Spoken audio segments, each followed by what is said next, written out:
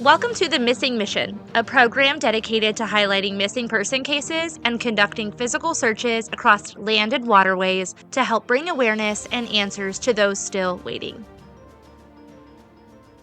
In today's episode, we are covering the case of a child who went missing 54 years ago, named Richard William Griener.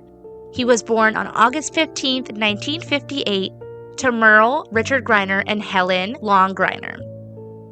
Richard has a younger sister, Jean, who actually wrote a book on how this case has impacted her life, and we will touch on that later on in this episode. His family attended church together regularly and all around just appeared to be living the Midwestern American dream. He was 13 years old at the time of his disappearance, and he would be 67 years old right now. He was 5'0", 90 pounds, and he had dark brown hair and brown eyes. By all accounts, Richard was a great kid. He was active, he loved to play outside, he had so many friends. And as I was researching this case, I could just feel that those who knew him, especially his friends from school, just really enjoyed his company, and his disappearance would alter their lives as they sat next to his empty chair in school. Many of his classmates and former neighbors still struggle with the thought of what could have happened to him. So where Richard and his family lived was called Pekin, Illinois, which had a population of approximately 30,000 residents. It is just south of Peoria, near central Illinois. They lived in a suburban neighborhood, not super small town, but not big city by any means. It very much was everybody knows everybody. Small town drama, got around quickly, but also everybody was willing to help anybody in need. It seemed like they were all very close-knit. They lived in a suburban neighborhood, and he had several friends that lived on the streets around him that he would play with and walk to and from school with, so he had a lot of options of kids to play with, and he did that often. He lived really close to the school and the local park called Mineral Springs Park. So even with the cold winters, it wouldn't be too far or dangerous terrain or anything like that to walk to and from. It was basically a straight shot south from his home to the area where all the kids would sled, literally 4 blocks away. He did have to cross a large train yard switching station, but it seems like the kids did this so often that they even had shortcuts that they would take from their streets through the houses over to the park. We have all been 13 before, and we know just how freeing this age is. I mean, you're a teenager now. You have maybe a little more trust from your parents. The world is like your oyster, and you and your friends play all day long until the streetlights come on. At least that's how it was where I grew up in the Midwest. I imagine Richard felt the same. You just never expect anything bad to happen to you in your hometown, your safe place, where everyone knows everyone, until something does. On January 17th, 1972, it was a cold and snowy January day, and like many other kids, Richard wanted to go sledding because he got this new roll-up blue sled. They were new at the time, and he had one. He actually called a few of his friends before leaving and stopped at somebody's house to see if they wanted to go, but they either weren't home or just weren't able to. So he was wearing a gold-colored hooded nylon coat, a brown ski mask, blue jeans, and green rubber insulated boots. So off he went. He left his home on Brentwood Court at around 4 p.m. on foot to head to the East Campus Hill to sled, which was essentially one half of the Pekin Community High School campus. There was the high school campus and then the Mineral Springs Park right next to each other. The East Campus and the West Campus of the high school. So the East Campus Hill is where the kids would sled.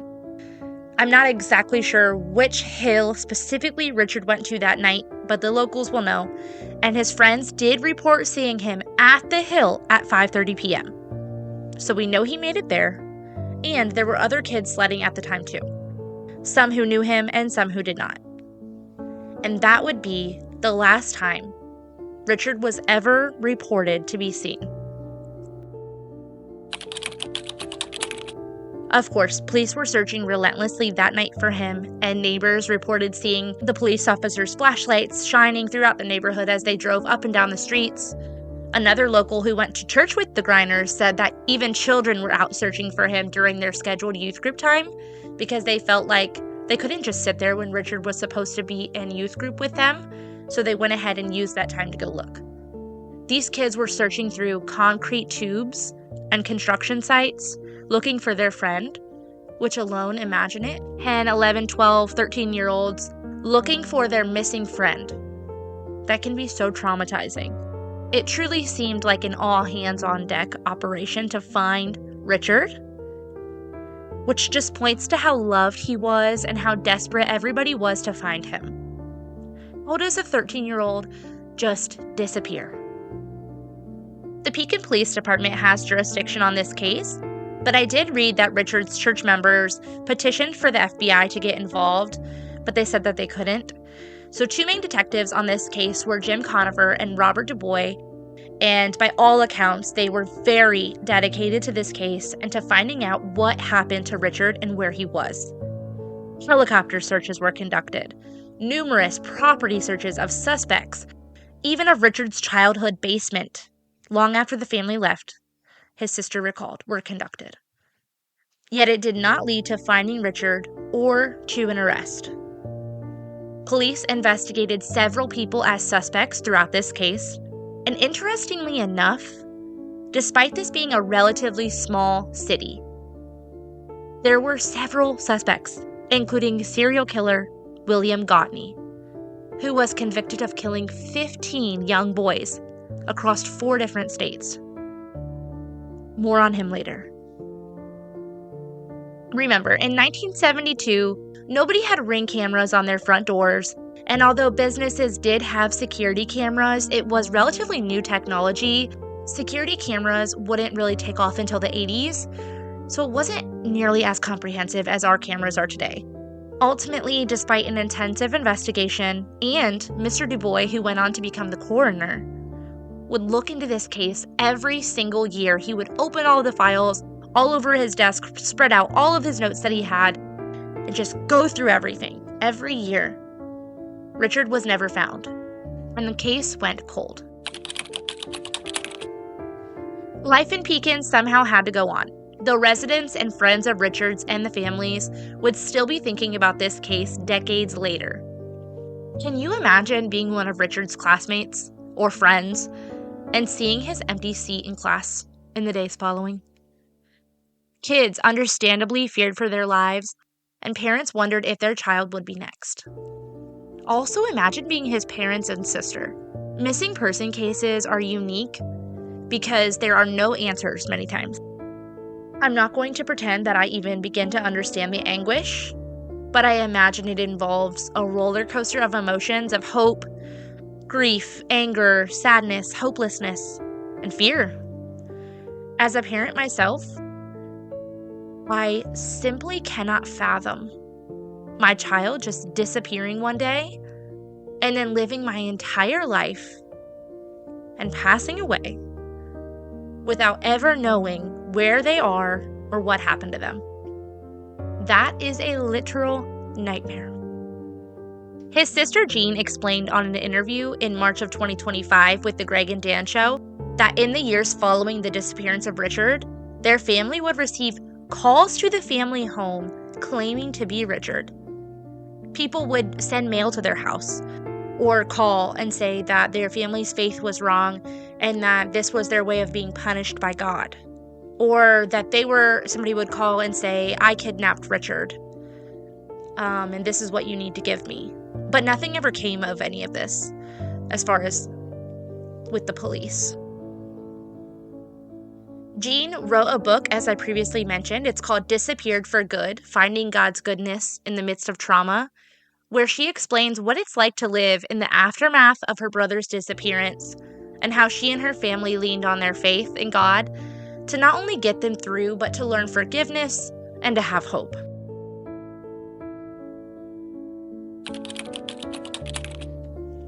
Next, I want to get into a few of the theories of what may have happened to Richard. Throughout my research of this case, It appears that many people are speculating about someone close to Richard that may have been responsible for his disappearance. Really, there are three main camps for theories. It was that it was an accidental death, that a serial killer randomly kidnapped and killed him, or that someone close to Richard, who knew Richard, was responsible for his disappearance and death. A small amount of the theories are related to the accidental death theory, such as that he may have fallen into a hole. There was construction going on with a new mall in Pekin. There was a lot of equipment, and construction sites can be dangerous. Others mentioned that he may have lost his way back home somehow and succumbed to the cold. These theories, to me, seem to be less plausible than the others we're going to go over, just because of the short walk that he had back home, and that he did this walk often, every day for school. The kids would all play on this hill, so unless there was some type of medical emergency that he had, it seems unlikely. I also read a couple of comments that people believed or heard from their parents that he is buried underneath an old Eagles grocery store, or that he is under the foundation of where a store would be built. A second theory, and this one is really interesting to me, is that he was the victim of a serial killer, specifically William Freight Train Gautney, who confessed to the murders of several children, including a 9-year-old boy, Mark Helmig, who was abducted only 200 yards from where Richard was last seen. Gautney claimed that his alter ego killed young boys. He would admit it to his friends, and ultimately he was committed to a mental institution after being found incompetent to stand trial for murder. He died in 1997, and he was never charged in Richard's case. One hang-up for me with this theory is that Gautney's victims were typically killed in the warmer months, around fair time, which, nothing's impossible. This could have been an outlier case. Gautney obviously was familiar with the area, but the time frame just didn't match his other murders. I also wanted to mention that I read that Richard's dental records were sent to Chicago to be compared to the bodies of John Gacy's victims, but this seemed to be more procedural than rooted in evidence to believe that there was any connection. I think police were just doing their due diligence and crossing their T's, dotting their I's, and having these sent out for comparison. A theory that I read over and over is that a local teacher may have had something to do with Richard's disappearance. I'm not going to name the teacher just because everyone is innocent until proven guilty, and until the evidence points to someone specific, I don't believe I should blast his name as a potential suspect. But I did see a couple different teachers' names mentioned, and I noticed that there were multiple claims, not only that a teacher may have been involved in Richard's disappearance, but just overall for inappropriate behavior with young boys, specifically at the local school. And one teacher lived very close to Richard. Another theory related to someone that he would have known would be a local pastor that may have been responsible. I didn't find too much on this theory, but I thought I would include it just because I did read it. To me, one of these last two theories seemed the most plausible, especially because after he got done sledding, it's January, so it still gets dark early. And if he was at the hill at 5:30 and sledding, he probably would have went home, I don't know, maybe after 6 p.m. And it's definitely dark at that point. Perhaps someone offered him a ride home that he knew. Or maybe he was walking home and somebody was like, hey, let me walk with you because it's dark out. And that was an opportunity for that person to take advantage of him. Reminder that these theories are all just speculation and opinions. None have been substantiated by evidence or by the Pekin Police Department. So as of now, January 2026, 54 years after Richard William Griener disappeared, there are still no answers. His parents passed away without knowing what happened to their son, and his sister still lives without closure in a physical sense. There are 25 exclusions on NamUs, meaning 25 unidentified bodies found throughout the years have been compared to Richard through dental records. I believe that there was a skull x-ray available and have been excluded. They were not him. Although this case is cold, it is still open. And Richard is still out there somewhere, deserving to be found and given a proper burial, and his sister deserves closure and answers on what happened to her brother. Thank you so much for taking the time to learn about the case of Richard Griener. If you have any information, no matter how small it may seem, please contact the Pekin Police Department. Their contact information will be in the description box below. Even if you think it doesn't matter, what you know doesn't matter, even if you think it was a rumor, even if you think it's not important or it wouldn't change anything, let the Pekin Police Department filter through and decide what may be important to them and what they may need to chase. It is never too late to come forward with information or to continue to physically search for missing people.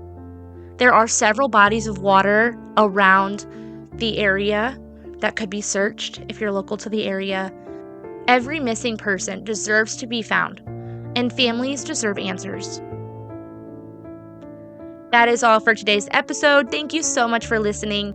We will post a new case each week, and stay tuned for new episodes where we show you how we physically go out and search for missing people. Please subscribe if you're interested, and I will talk to you in the next one. Bye.